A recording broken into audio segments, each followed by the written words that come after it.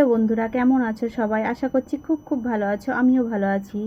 তো বুঝতেই পারছো এখন ভোটের প্রচার বেরিয়েছে। তো আমাদের পাড়ায় আজকে তোমার চেনো, অনেকেই চেনো বোধহয়, কংগ্রেসের অধীর দাদা আর কি। দাদা তো না, দাদুর বয়সী, যাই হোক দাদাই বলতে হবে, অধীর রঞ্জন চৌধুরী। তা কি বলবো, ইনি হলো বহরমপুর একজন এমন এক মানুষ যে বহরমপুর মানুষের ভালোবাসা, যদিও এখন আর কি সেই নাই সবারই মাঝে, মানে কি বলবো, সবই তো বুঝতে পারছো। তা তবু ইনি কি বলবো, মানে ছোটোবেলা থেকে ইনি একটা আলাদা সম্মানের জায়গা আমার কাছে আছে।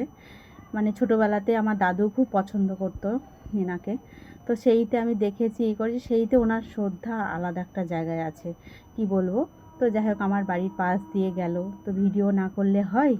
তো প্রচুর লোক হয়েছিল, প্রচুর প্রচুর।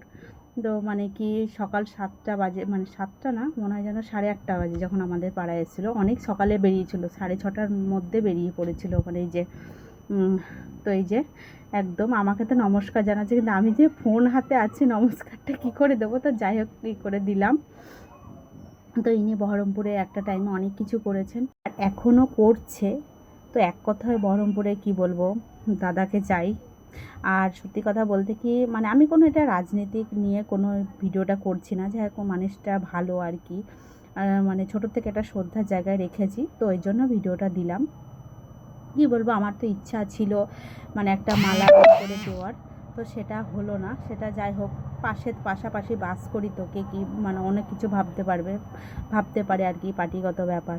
তো এখন তো বুঝতেই পারছো আমাদের মুর্শিদাবাদে কার জোর বেশি আর কি। তো সব কথা খুলে বললাম না। তো ওনারিতে প্রচুর লোক হয়েছিল। প্রথমে তো আমি তুলিনি, প্রথমে যে কত পুলিশ আর কত যে মানে কি বলবো যে তোমার ছিল, তা কি বলবো।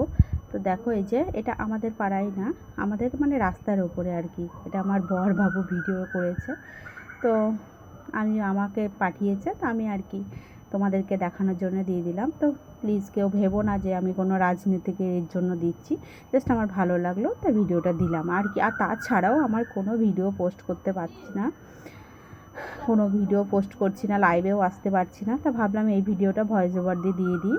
আর তোমাদের ওখানে ভোটের খবর কি অবশ্যই জানিও, মানে তোমাদের আর কি ওখানটায় কেমন কি মারামারি হচ্ছে না, ভালো সব কিছু আছে জানিও কিন্তু।